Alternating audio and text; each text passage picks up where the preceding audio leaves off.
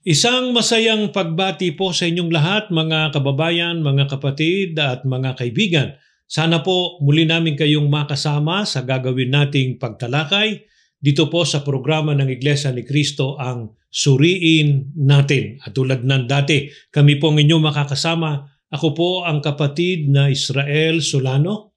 Ako naman po ang kapatid na Gerson Nonato. Kamusta na po kayo at samahan po ninyo kami sa gagawing pagsusuwi. Ipaglilingkod natin ngayon, kapatid na Gerson, sa ating mga taga-subaybay, yung sinasabi po ng iba na ganito, bakit daw kailangan pa na umanib sa Iglesia ni Cristo? Samantalang meron naman silang ginagawang paglilingkod o pagkilala sa ating Panginoong Hesukristo at sa ating Panginoon Diyos, di ba? Sapat na raw yun para tanggapin sila at kilalanin ng ating Panginoon Diyos. Siguro naman daw, mauunawaan na sila ng ating Panginoon Diyos dahil nga sa mga sitwasyon ngayon ng buhay at ng pamumuhay. Kaya, ipaglingkod natin sa ating mga taga-subaybay. Walang masama na ang tao ay kumilala sa ating Panginoon Diyos. Pero kung mabuti yon, ano ang itinuturo ng mga apostol na lalong mas mabuti, kapatid na Gerson? Pakinggan po natin sa Galatia 4 at ang talata po ay 9. Datapwat ngayoy yamang nakikilala na ninyo ang Diyos, o ang lalong mabuting sabihin, kayo'y nangakikilala ng Diyos. Bakit muling nangagbabalik kayo doon sa mahihina at walang bisang mga pasimulang aral na sa mga yaoy ninanasan ninyong magbalik sa pagkaalipin? Sana po napansin ninyo ang sabi po ni Apostol Pablo na yamang mabuti na nakikilala ninyo ang Diyos, subalit ang lalong mabuting sabihin, kayo'y nangakikilala ng Diyos. Kaya walang pagtatalo na mabuti na talagang kumilala. Opo. Pero mas mabuti na kinikilala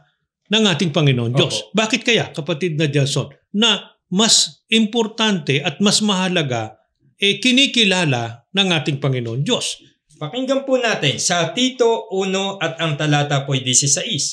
Sila'y nangagpapanggap na nakikilala nila ang Diyos, ngunit ikinakaila sa pamamagitan ng kanilang mga gawa. Sa mga tweet po ay hindi po lahat ng nagsasabing nakikilala nila ang Diyos ay tunay ngang kumikilala sa Diyos. Bakit? Maliwanag po ang sabi ni Apostol Pablo, mayroon pong mga nagpapanggap na nakikilala nila ang Diyos, ngunit ikinakaila sa pamamagitan ng kanilang gawa. Pag sinabing nagpapanggap, hindi talaga tunay. Opo. Di ba? Bagamat di umano, kumikilala na, di umano, may ginagawa ng mga paglilingkod, di ba? Opo. Pero yung pala ay pagpapanggap lang, Opo. hindi tunay. Kasi nga, ang problema, kumikilala pero hindi naman kinikilala.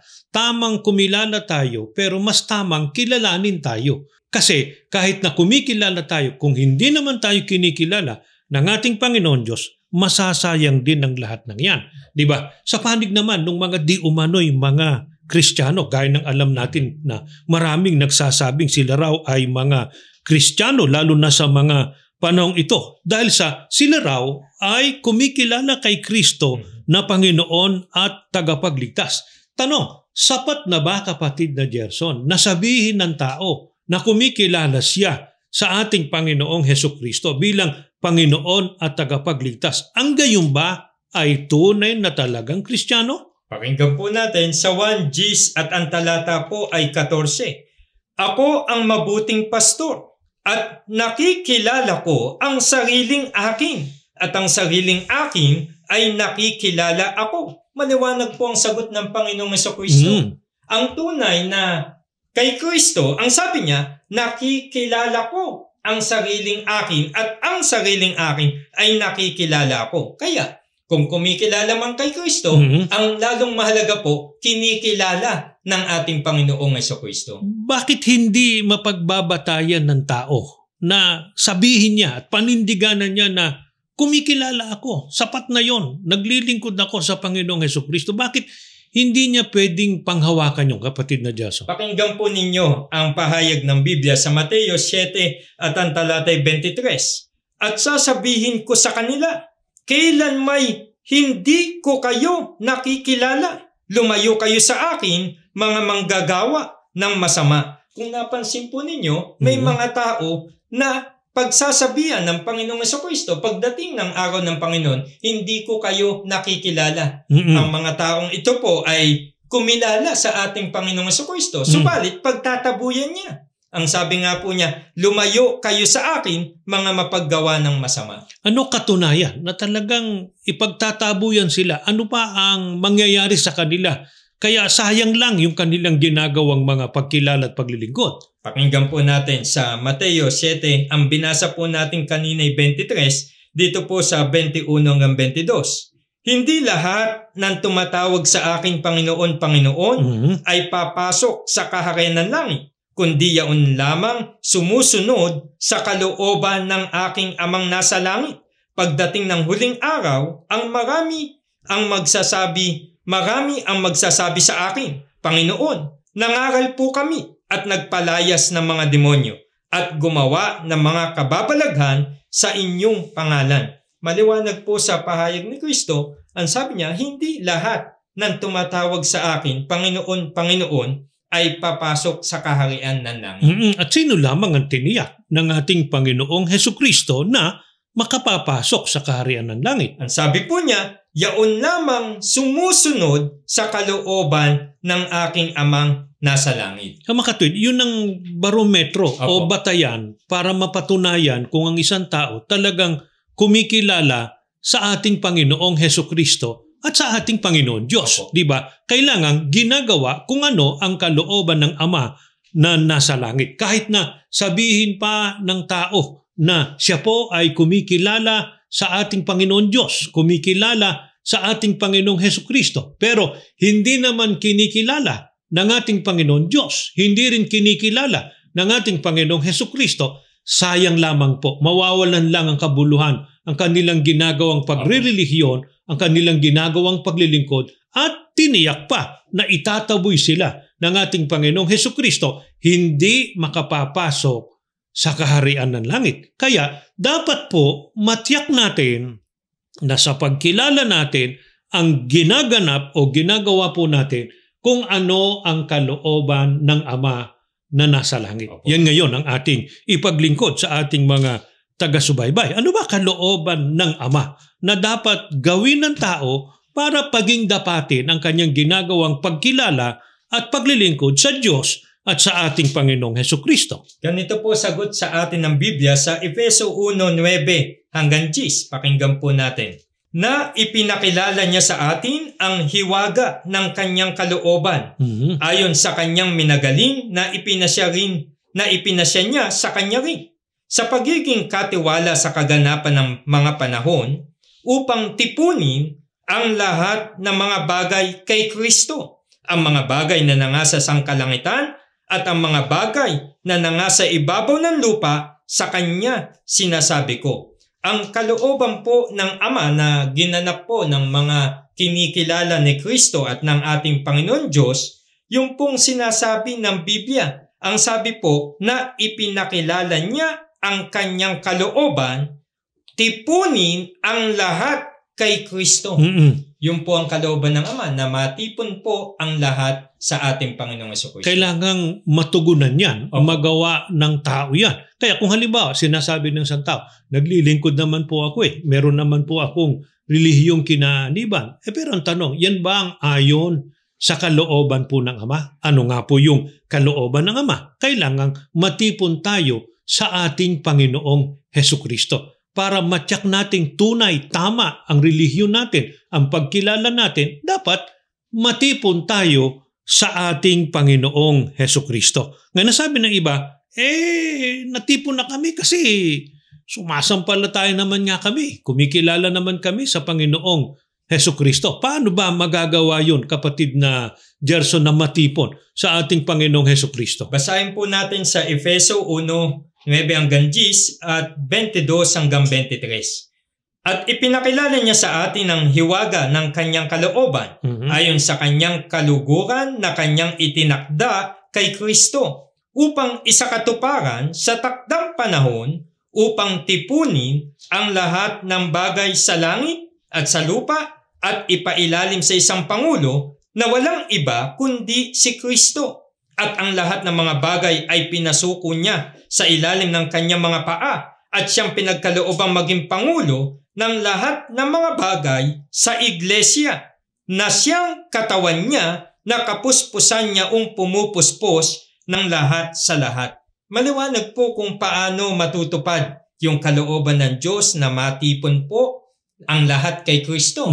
Kung napansin po ninyo, ang sabi po, kinakailangan mapailalim sa iisang pangulo na walang iba kundi si Kristo. At ang nasa ilalim po o ang pinangunguluan ni Kristo ay ang kanyang katawan, ang iglesia. Kaya hindi sapat na sinasabing sumasampalataya o kaya ay kumikilala na sa Panginoon Diyos at sa ating Panginoong Hesukristo. Kailangan para mapatunayang tunay yung pagkilala, tunay yung ginagawang paglilingkod na aayon sa kalooban ng Ama, kailangang natipon sa ating Panginoong Hesukristo. At para matipon sa ating Panginoong Hesukristo, kailangan nasa loob ng iisang katawan na ang ulo ang ating Panginoong Hesukristo. Ang katawan ay iglesia. Ano kaya pangalan ng iglesyang binabanggit, kapatid na Jason? Sa Biblia po, ganito po ang sagot sa atin sa Roma 16:16. Magbatian kayo ng banal na halik.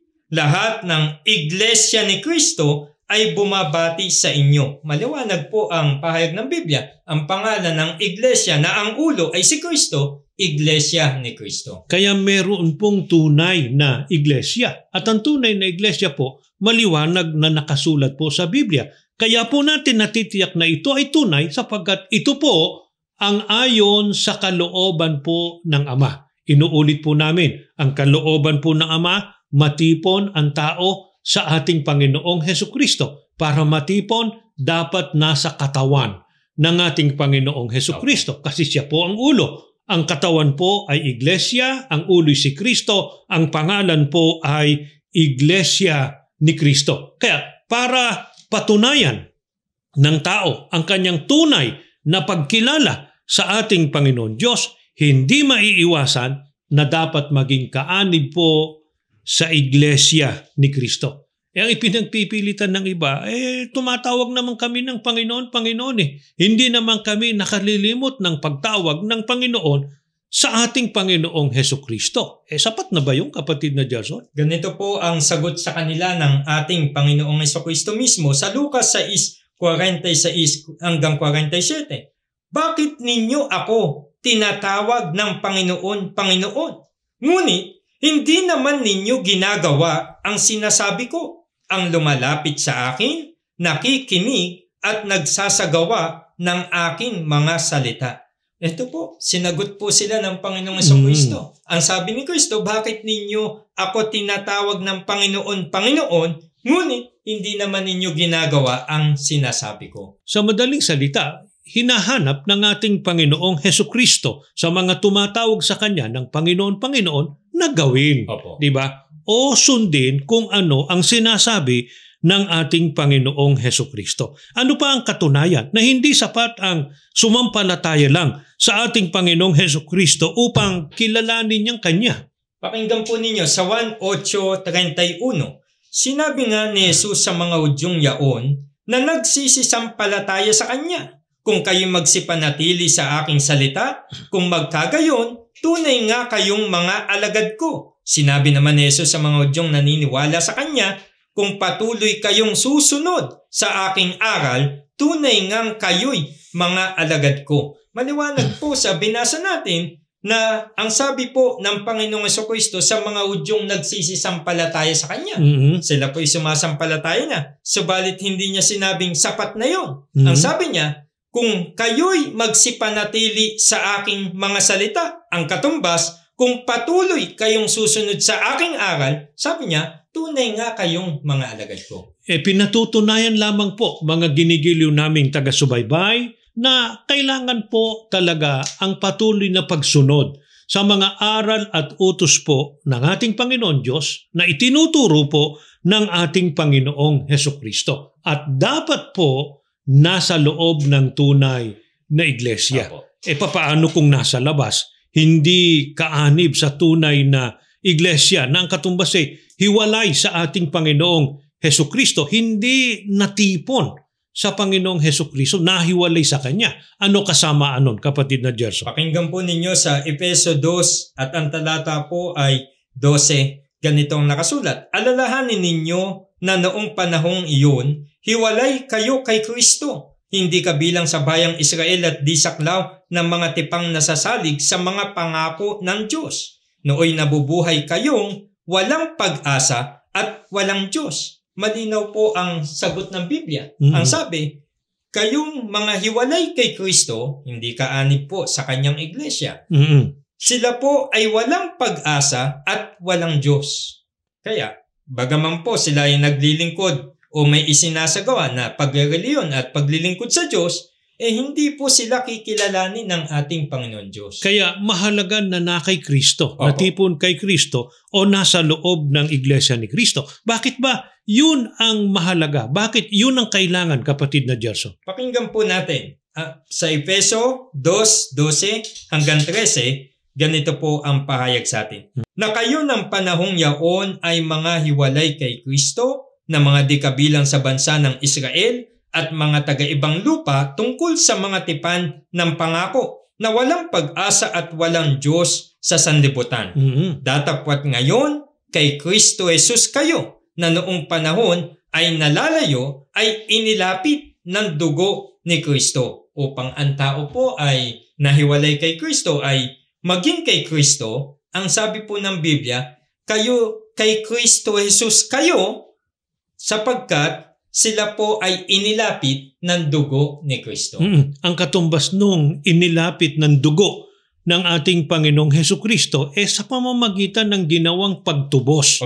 Di ba? Ng dugo ng ating Panginoong Hesukristo, ang taong dating malayo ay inilapit. Di ba? Dati walang karapatan. Sa tunay na paglilingkod, nagkaroon ng karapatan. Ano katunayan? Bakit mahalaga na ang tao'y matubos ng dugo ng ating Panginoong Hesukristo para magkaroon ng karapatan sa paglilingkod sa ating Panginoon Diyos? Pakinggan po ninyo sa Hebreo 9:14. Gaano pa kaya ang dugo ni Kristo sa pamamagitan ng walang hanggang espiritu ay inihandog sa Diyos ang kanyang sarili na walang kapintasan upang malinis ang ating budi mula sa gawaing naghahatid sa kamatayan. Sa gayon, makapaglilingkod tayo sa buhay na Diyos. Maliwanag po na upang ang tao ay makapaglingkod sa Diyos sa pamamagitan lamang po ng dugo ng ating Panginoong Hesukristo. Bakit? Gaano nga kahalaga yung dugo ng ating Panginoong Hesukristo? Kung napansin po ninyo, ang sabi, ito po ang lumilinis ng ating budhi mula sa gawaing